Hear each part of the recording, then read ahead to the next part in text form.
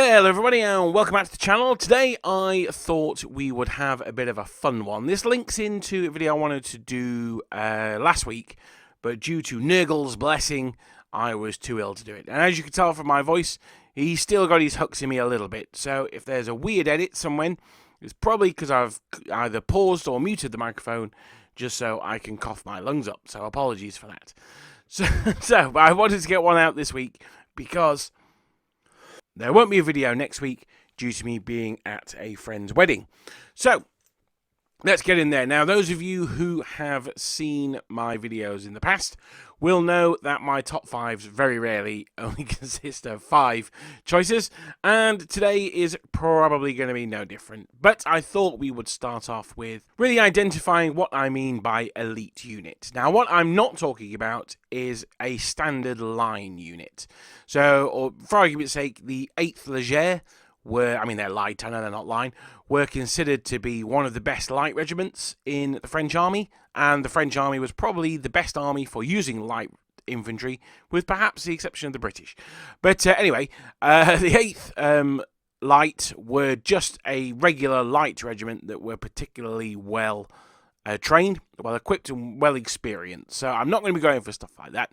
I'm going to be looking at perhaps more specialist units than that, I think. Now, the inspiration for this video comes from a comment from a viewer a couple of weeks ago who asked me what... so I had said that the Prussian cavalry were amongst the best in Europe. And he he called me out on that, and he was right to do so. He said, what makes me say that the Prussian cavalry were the best in Europe? And it sort of got me thinking about what makes a unit a good unit, both historically and in-game. And for the Prussians... it was a combination of having excellent mounts. Their horses were superb. They had excellent equipment. And they were very well drilled, as you would expect from Prussians. So a combination of all those 3 factors meant that Frederick the Great occasionally won battles, not even using his infantry, just with his cavalry. And that tradition went over to the Napoleonic period. Unfortunately, their training skills were a little bit outdated by Napoleon's time. But that doesn't mean that they weren't very good at doing the skills that they were trained to do. It's just that they were trained to do the wrong skills. You could be the world's best pikeman. You could be a tercio of absolute efficiency and ruthless autonomy. But if you're going up against an MG42, it's probably not going to be very useful, is it? So it's in that state that I consider the Prussian cavalry of 1806. So they won't be on my list, I'm afraid to say. So coming in at number 5, we have an old classic, and one that I don't think anyone will be surprised on this list, and that is the British Rifles. Now, there were 2 regiments of British Rifles. There were the famous 95th, the ones that Sharp commanded, and the 60th, the Royal American Rifles, a company of which are led by Frederickson. Yeah, William Frederickson in Sharp as well. So they had red facings, the 95th. They became later known as the Black Mafia because they seemed to have all the high-ranking army roles, and they had black facings on their uniform. Now, what made them special is their weapon and their training to an extent as well, but mostly their weapon was a rifle. Now, this had the unusual aspect of actually being aimed in the Napoleonic Wars. Now, you would, of course, point your musket at the enemy, but you wouldn't necessarily aim at a specific person. You would just point it in the general direction. Rifles, however, they were designed to pick out officers, drummers, NCOs, specific targets like that. And it's not only the British rifles that used this. You would have the Grenzers. You would have, the Brunswick ULs. They would have rifles. And there were avant-garde Jaegers. Russian Jaegers would occasionally use British rifles, actually, Prussian Jaegers, etc. So there were quite a number of units out there. But the thing that made the rifles different, and better in my opinion, is that they were often distributed in penny packets around the rest of the army. So, not at Waterloo, they fought as line battalions at Waterloo, but mostly in the peninsula, they would fight at company level. So you would have perhaps 60 men, and they would be attached to a brigade or maybe even a division, and they would go out and skirmish in front of the enemy. Now, the French, they used huge amounts of skirmishes, But it's not about the quantity, it's about the quality in this case. And the British Riflemen were a type of troop that was very little seen in the Napoleonic Wars. They were often quite individual thinkers, and that's not necessarily something that you want in an army, particularly the British Army, who was run on the rum, sodomy, and the lash. That's the Navy, isn't it? But the Army, I'm sure, was not that much different. So the rifles were often, troops were invited. Units were invited to send their quotes best troops to the new experimental rifle corps, and that was an excellent way of people to get rid of troublemakers. Often these troublemakers would be people who would think for themselves a bit too much. That, ironically, makes perfect for riflemen. So actually, by getting rid of the, quotes, bad troops, the rifles actually got the kind of troops that were perfect for the role. I should also say that they started the future of warfare. They would be training small unit tactics. So you would have, you'd be ultimately broken down into pairs. One fires while the other one reloads, or, one sort of covers the guy reloading. They would be doing the kinds of things that we see soldiers do today, patrols. They would be doing guard duty, pickets, setting up ambushes, springing ambushes, all that kind of stuff that is your basic, you learn at the School of Infantry these days. And we can see them in their very first form in the British Rifles. So that's the Rifles down in 5th place. I think that may surprise some people, thinking that they are perhaps a little bit too low. But there is a reason for that, and that is because they don't quite have the dash and the elan of troops that are to come later. Now, they did, of course, wear a lot of light cavalry attire. Officers would have a pelisse as part of their dress uniform, but they're just not quite tipping it in the style stakes for me, I'm afraid. And that is absolutely something that cannot be accused of in our 4th place choice. And these are the Chevalier Guard of the Russian Emperor. So these guys were his elite cuirassiers, and they had a uniform that was very similar to the rest of the Russian cavalry, of their weight class, but they had a main difference, and that was their flag. Their flag was in fact a vexilla, which is a type of flag that goes from a crossbar and hangs down the front. Think like the Roman legions, those kind of flags. Now that was not a surprise that it's related to the Romans, because in fact it was to do with the Russians seeing themselves as the continuation of Rome.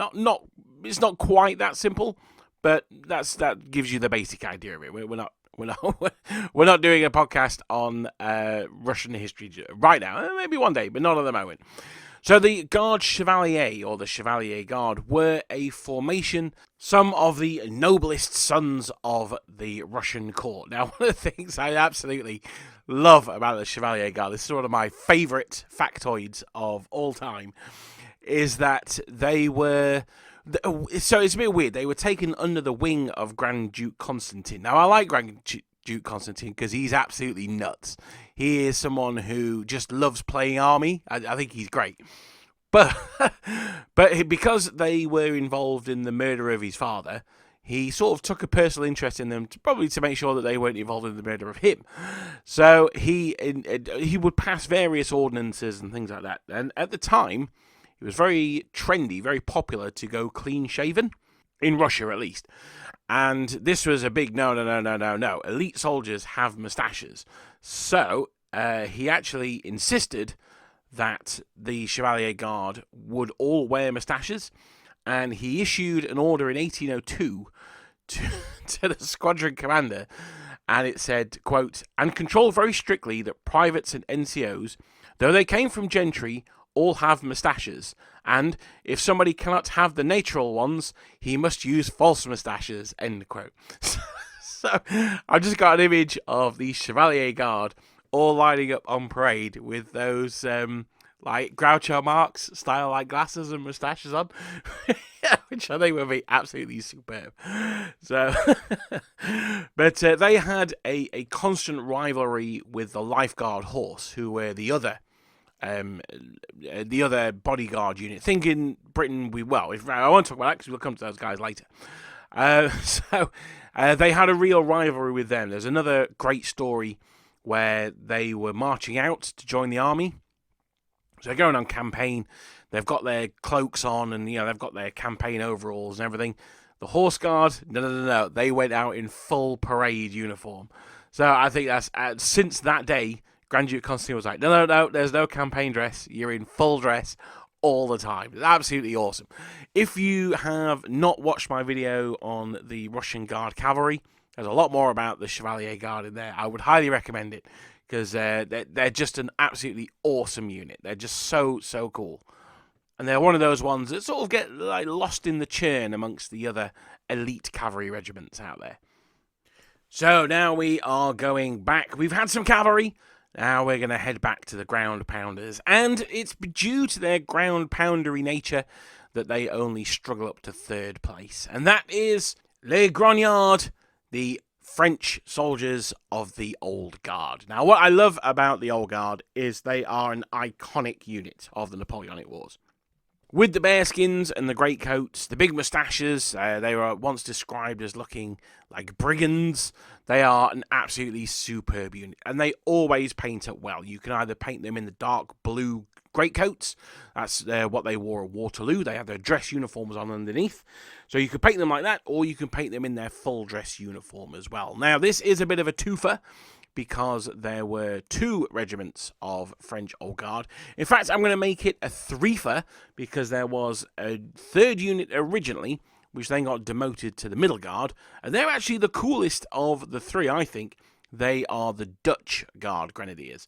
But we're going to stick mostly with the 2 French Old Guard, because that's what saw Napoleon through from 1800 right the way through to 1815. And beyond for his final visit to Les Invalides. So what is there really to say about the Old Guard? They were the elite of the elite, the old veterans. They were the only ones allowed to grumble within earshot of Napoleon. But they were good troops too. Now, one of the things that I'm always a little bit suspicious of when it comes to these so-called Guard units is how well-trained were they actually? Or not necessarily well-trained, but how experienced in actual combat were they?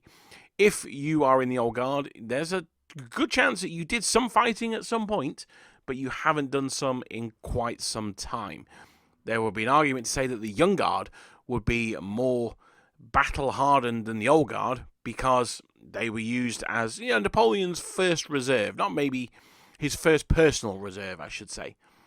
So the Young Guard certainly got plenty of fighting in. But I think the thing with the Old Guard, and this is something that's difficult to quantify on the tabletop, is they have a mystique about them. It's said from both sides at the Battle of Waterloo that it wasn't until the Old Guard were broken that the battle was truly over. Now, there is some debate about whether it was the Old Guard or not. I suspect it probably was. But there is some discussion about whether it was or not. But that's not really the point. The point is that both sides say once la garde recule, once the guard falls back, that's the battle over. That's the end of it. That's the last throw of the dice. There's no more to be done. The battle is lost, or won, if you're the British, I suppose. Now, there are no other troops in history I can think of that really have that feel about them. You could say something like Alexander's companions, perhaps, or maybe the Theban Sacred Band, perhaps thinking sort of medieval times. There may have been some sort of bodyguard units, but that was more if the bodyguard had fallen, then the character they were protecting had fallen. If Alexander's companions had all been killed, Alexander would have been killed as well. So that would have been the problem there. It would have been more about the death of Alexander. There was no... well, although Ridley Scott may have you believing differently, there was no chance that the Imperial Guard being defeated would mean the personal death of Napoleon, but it did mean that that was the end of the battle. Once the Imperial Guard had gone, the morale for the whole army just absolutely evaporated. So what I'm trying to say here is that the Old Guard were iconic to the period within the period. That's how important they were.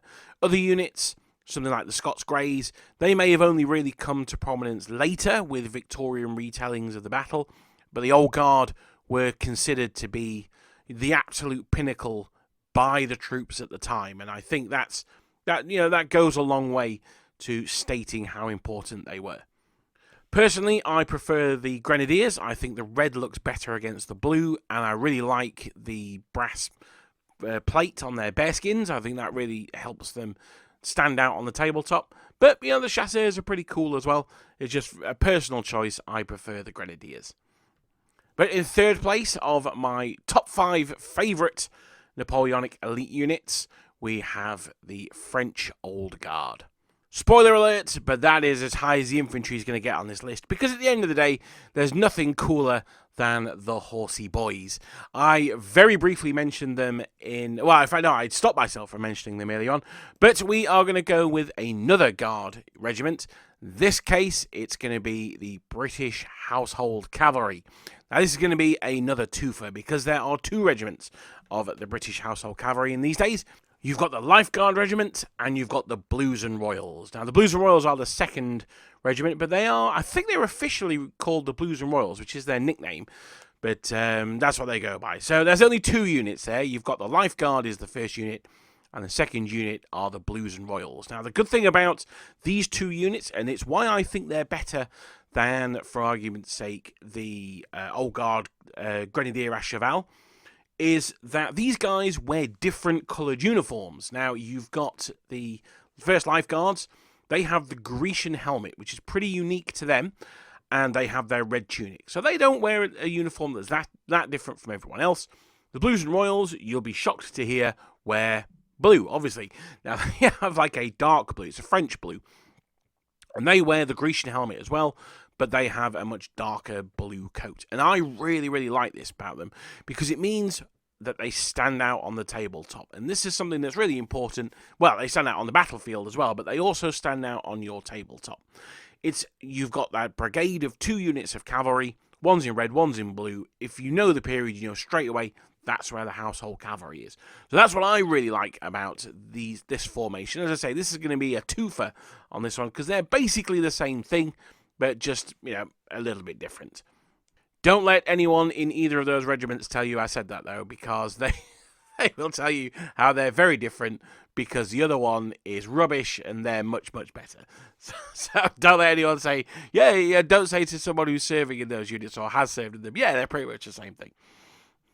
Now, on the tabletop in Black Powder, the Household Cavalry are, for my money, the best cavalry in the game. They have the best stats. Largely, they've not got entirely the best stats, but they do have the gallop and everything special. So for me, they are the top performers on the tabletop. There is no other unit out there that can beat them in a straight one-to-one fight that I can think of. Even a large unit of Grenadier à Cheval, I think, is going to severely struggle against these guys.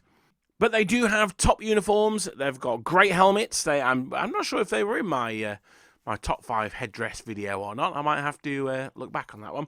But but they are superb looking troops. Very good, and there's a lot of different options out there for buying them, particularly I believe Victrix do a kit for them now, which is very nice, although unfortunately I'd already printed mine from, who did I printed them from? I can't remember, but I've already got them printed. It might be Mr. Hernandez. I'm not sure. But anyway, they're a lovely looking unit. I haven't got around to painting them yet. I've never painted a British Guard Cavalry Regiment, so hopefully one day I will. But as it currently stands, I'm working my way through some Empress Dragoons. Speaking of Empress Dragoons, we get to number 1, and, drumroll please, it is not Empress Dragoons. Realistically, could it be anything else? I know you guys have been waiting for this one, and I know that I don't want to disappoint you. However, you may be surprised that I'm going to say in sort of 1.2 place, so not quite in first place, are the Polish Lancers, because in number 1 place are the Dutch Lancers. Now, simmer down, settle down. You guys know how much I love my Polish Lancers. However, for me, the Dutch Lancers just pip it when you've got to combine the two. The Polish Lancers had a far better war record. They had far better pedigree. And I think could very well be argued that they should be number one. However, the thing that slightly puts the Dutch Lancers ahead of them is a twofer, and that is, firstly, everyone was expecting me to say Polish Lancers, so I had to surprise you a little bit. So there is a little bit of showmanship in there. But the other reason is the uniforms. I have recently just finished painting some Dutch Lancers, and they were a huge pain in the arse to paint. But they look absolutely fantastic. They look really nice. I would photograph them here, but they're not based. That's the only problem. So, well, I mean, Dutch Lancers are based, but my unit hasn't been based yet. So I need to get on that. But Dutch Lancers, or Red Lancers as they were sometimes known, are absolutely fantastic looking. It is the regular Chevalier uniform, but with a chapka, not the helmet. And they have, it's obviously, it's red, but with yellow and blue facings. They look really, really nice. So I'm going to go with my number one elite unit of the Napoleonic Wars. This is not on battlefield performance. This is purely to do with their aesthetic, is the Dutch Lancers. Now, if I was to go on battlefield performance, I would have to put the Polish Lancers ahead of them. But these are my rules. I'm making them up as I'm going along. I'm ill. That's my other excuse as well. So you can't be mean to me. That's the law. So, I'm going to go with my... currently, as we speak, on the 27th of October, in the year of our Lord, 2024, I'm going to say that the Dutch Lancers are my favourite elite unit. Perhaps I'll do this in 3 months' time or 6 months' time, and it'll be something completely different. It'll be something like the Volkssturm or something like that. But no, it won't be Volkssturm, that's World War II. It'll be something like the Landwehr or something like that, I'm sure. But as it currently stands, I'm going to go with the Dutch Lancers. So let me know down below who your favourite units of the Napoleonic Wars are. I don't want to hear like, oh yes, I really like the 28th line. No, none of that. None of that rubbish. This is just for the big boys. This is just the elites. So Pavlos Grenadiers, they didn't make the list because I'd said I wasn't allowed to have, just variants of the same unit. And they're basically just Grenadiers, although they did become the Guard later on. So that's why there's no Pavlovskis in this list, if anyone is shocked by their omission. But that's it. I think I very much doubt anyone thought I'd say Dutch Lancers coming into the video, although I suspect 99% of you thought I would say the Polish Lancers. So you're kind of half right there. But thank you very much for watching. I hope you guys enjoyed the video. Just a little bit of fun, because I've not really been able to do much prep this week because I've been sick for most of it. As I say, there will be no video next week because I am down in London. I will hopefully be preparing some videos for the winter time, though. I'm hopefully going to visit some sites and get some stuff together so we can perhaps do a couple of reviews or things to see when in London. But thank you so much for listening, and I will see you guys in 2 weeks' time. The live streams have now finished, as we have finished British summertime, but there will be more to come in the future, so keep an eye out for that, and I will see you guys next time.